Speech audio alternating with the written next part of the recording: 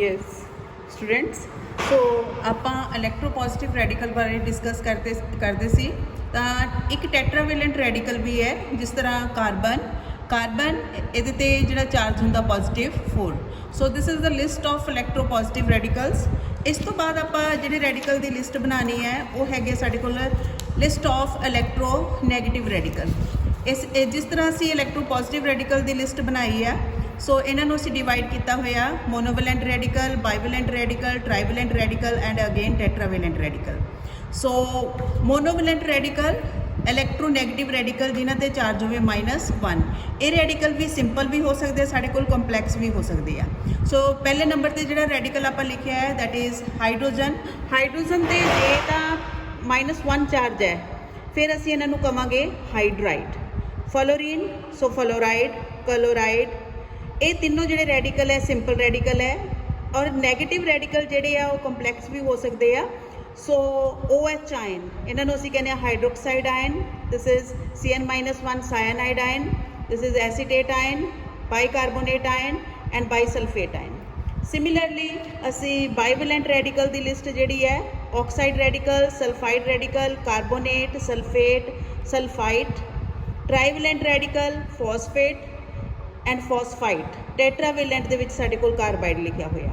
ਹੁਣ ਮੈਂ ਇਹਦੇ 'ਚ ਇੱਕ ਚੀਜ਼ ਦੇ ਬੜੀ ਇੰਪੋਰਟੈਂਟ ਡਿਸਕਸ ਕਰਨੀ ਚਾਹਾਂਗੀ ਕਿ ਜਿਹੜੇ ਸਾਡੇ ਕੋਲ ਇਲੈਕਟ੍ਰੋਨੈਗੇਟਿਵ ਰੈਡੀਕਲ ਹੁੰਦੇ ਆ ਜੇ ਉਹ ਸਿੰਪਲ ਹੈ ਤਾਂ ਅਸੀਂ ਉਹਨਾਂ ਦੇ ਨਾਮ ਦੇ ਪਿੱਛੇ ਸੁਫਿਕਸ ਆਈਡ ਲਗਾਉਣਾ ਹਮੇਸ਼ਾ, ਜਿਸ ਤਰ੍ਹਾਂ ਹਾਈਡਰਾਈਡ, ਫਲੋਰਾਈਡ, ਕਲੋਰਾਈਡ, ਬ੍ਰੋਮਾਈਡ, ਆਇਓਡਾਈਡ। ਜਿੱਥੇ ਸਫਿਕਸ ਆਈਡ ਲੱਗ ਗਿਆ ਇਹਦਾ ਮਤਲਬ ਅਸੀਂ ਐਟਮ ਦੀ ਗੱਲ ਨਹੀਂ ਕਰ ਰਹੇ, ਅਸੀਂ ਉਹਦੇ ਇਲੈਕਟ੍ਰੋਨੈਗੇਟਿਵ ਰੈਡੀਕਲ ਬਾਰੇ ਗੱਲ ਕਰ ਰਹੇ ਹਾਂ।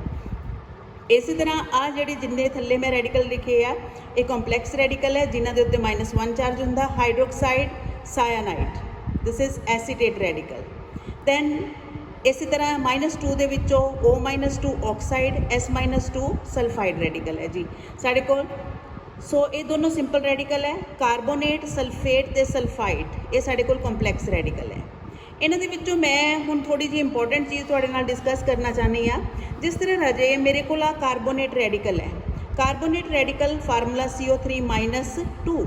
ਜੇ ਮੈਂ ਇਸ ਕਾਰਬੋਨੇਟ ਰੈਡੀਕਲ ਦੇ ਵਿੱਚ ਇੱਕ ਪ੍ਰੋਟੋਨ ਪਲੱਸ ਕਰਦਾ, ਪ੍ਰੋਟੋਨ ਅਸੀਂ ਜੇ ਇਹਦੇ ਵਿੱਚ ਪਲੱਸ ਕਰੀਏ ਤਾਂ ਸਾਡੇ ਕੋਲ HCO3-1 ਬਣ ਜਾਊਗਾ।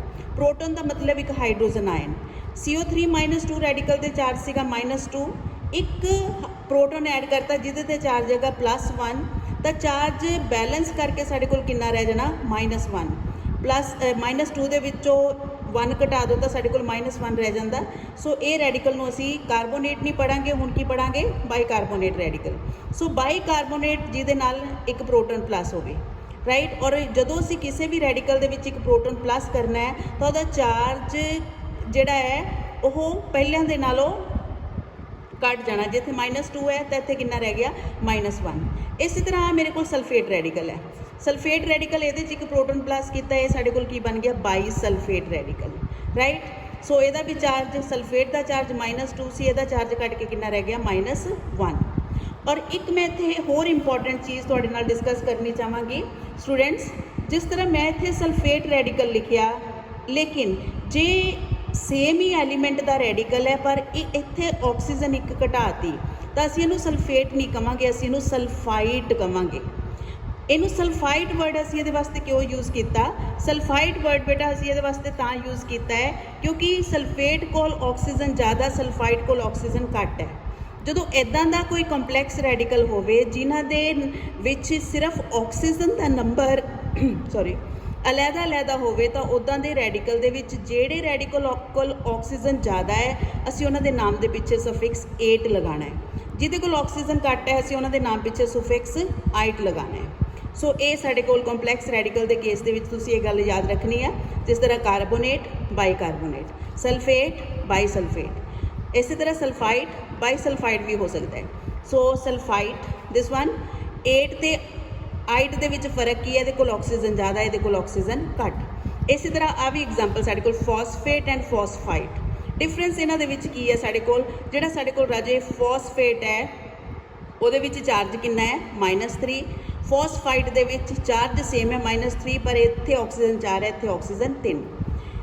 ਇੱਕ ਰਾਜੇ ਤੁਸੀਂ ਹੋਰ ਰੈਡੀਕਲ ਲੈਣਾ ਹੈ ਜਿਹੜਾ ਜਿਹਦੇ ਤੇ ਚਾਰਜ -3 ਹੋਵੇ, that is N-3. This radical is very important. So this is nitrite, right? ਤਾਂ 3 ਇਲੈਕਟ੍ਰੋਨੈਗੇਟਿਵ ਰੈਡੀਕਲ ਜਿਹੜੇ ਆ ਤੁਸੀਂ ਯਾਦ ਰੱਖਣੇ ਆ, ਜ਼ਿਆਦਾ ਇੰਪੋਰਟੈਂਟ ਹੈ ਜਿਹੜੇ ਨਾਈਟਰਾਈਡ, ਫਾਸਫੇਟ, ਫਾਸਫਾਈਡ। ਟੈਟਰਾਵੇਲੈਂਟ ਰੈਡੀਕਲ ਦੇ ਵਿੱਚੋਂ ਅਸੀਂ ਐਗਜ਼ਾਮਪਲ ਲੈ ਸਕਦੇ ਹਾਂ ਕਾਰਬਾਈਡ ਦੀ। ਕਾਰਬਨ ਦੇ ਉੱਤੇ +4 ਚਾਰਜ ਵੀ ਹੁੰਦਾ, -4 ਵੀ ਹੁੰਦਾ ਹੈ, ਲੇਕਿਨ ਜਿੱਥੇ -4 ਹੋਊਗਾ ਅਸੀਂ ਇਹਨੂੰ ਕਾਰਬਨ ਨਹੀਂ ਪੜਾਂਗੇ, ਕਾਰਬਾਈਡ ਪੜਾਂਗੇ। ਇਸੇ ਤਰ੍ਹਾਂ ਹਾਈਡਰੋਜਨ ਦੇ ਉੱਤੇ +1 ਚਾਰਜ ਵੀ ਹੁੰਦਾ, -1 ਚਾਰਜ ਵੀ ਹੁੰਦਾ ਹੈ, ਲੇਕਿਨ ਜਿੱਥੇ -1 ਚਾਰਜ ਹੈ ਹਾਈਡਰੋਜਨ, ਅਸੀਂ ਇਹਨੂੰ ਹਾਈਡਰੋਜਨ ਨਹੀਂ ਪੜਾਂਗੇ ਬਲਕਿ ਹਾਈਡਰਾਈਡ ਪੜਾਂਗੇ। ਹੁਣ ਮੈਂ ਇਹਨਾਂ ਰੈਡੀਕਲ ਦੇ ਵਿੱਚ ਥੋੜਾ ਜਿਹਾ ਡਿਫਰੈਂਸ ਤੁਹਾਨੂੰ ਕਰਕੇ ਦਿਖਾਣੀ ਆ। ਮੰਨ ਲਓ ਮੇਰੇ ਕੋਲ 3 ਰੈਡੀਕਲ ਹੈ, ਇੱਕ ਹੋਰ ਰੈਡੀਕਲ ਇੰਪੋਰਟੈਂਟ ਹੈ ਬਹੁਤ, NO3-1, this is nitrate, right? NO2-1, this is nitrite। ਹੁਣ ਮੈਂ ਤਿੰਨੋਂ ਇੱਕੋ ਤਰ੍ਹਾਂ ਦੇ ਰੈਡੀਕਲ ਲਿਖਦੀ ਆ।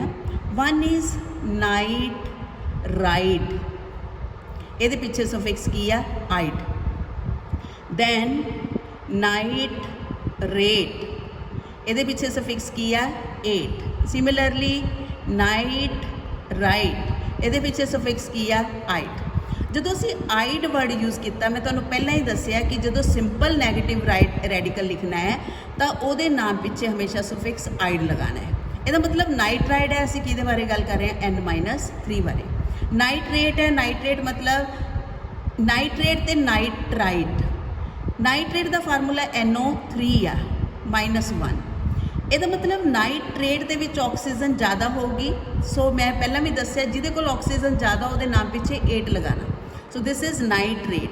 ਜੇ ਨਾਈਟਰਾਈਟ ਹੈ, ਇਹਦੇ ਨਾਲੋਂ ਇੱਕ ਆਕਸੀਜਨ ਘੱਟ ਹੋਊਗੀ, you may write here NO2-1। So students, ਇਹ ਜਿਹੜੇ ਆ ਤੁਹਾਨੂੰ ਕੁਝ ਇੱਕ ਇੰਪੋਰਟੈਂਟ ਰੈਡੀਕਲ ਜਿਹੜੇ ਆ ਉਹਨਾਂ ਦੀਆਂ ਲਿਸਟ ਮੈਂ ਪ੍ਰੋਵਾਈਡ ਕੀਤੀਆਂ ਹੈ। ਸੋ ਜਦੋਂ ਵੀ ਅਸੀਂ ਕਿਸੇ ਇਨਆਰਗੈਨਿਕ ਕੰਪਾਊਂਡ ਦਾ ਨਾਮ ਲਿਖਣਾ ਸਿੱਖਣਾ ਹੈ, ਸਾਨੂੰ ਪਹਿਲਾਂ ਇਲੈਕਟ੍ਰੋਪੋਜ਼ਿਟਿਵ ਤੇ ਇਲੈਕਟ੍ਰੋਨੈਗੇਟਿਵ ਰੈਡੀਕਲ ਦੇ ਨਾਮ ਜਿਹੜੇ ਆ ਉਹ ਯਾਦ ਹੋਣੇ ਚਾਹੀਦੇ ਆ। So these are electronegative radicals and this is the list of electropositive radical. So fair cut ਕਰਕੇ ਵੀ ਸਾਡੇ ਕੋਲ ਤੁਸੀਂ ਲਿਸਟ ਜਿਹੜੀ ਹੈ ਇਸ ਤਰੀਕੇ ਦੇ ਨਾਲ ਇਲੈਕਟ੍ਰੋਪੋਜ਼ਿਟਿਵ ਤੇ ਇਲੈਕਟ੍ਰੋਨੈਗੇਟਿਵ ਰੈਡੀਕਲਸ ਦੀ ਜਿਹੜੀ ਆ ਆਪਣੀ ਨੋਟਬੁੱਕ ਤੇ ਨੋਟ ਕਰ ਸਕਦੇ ਹੋ।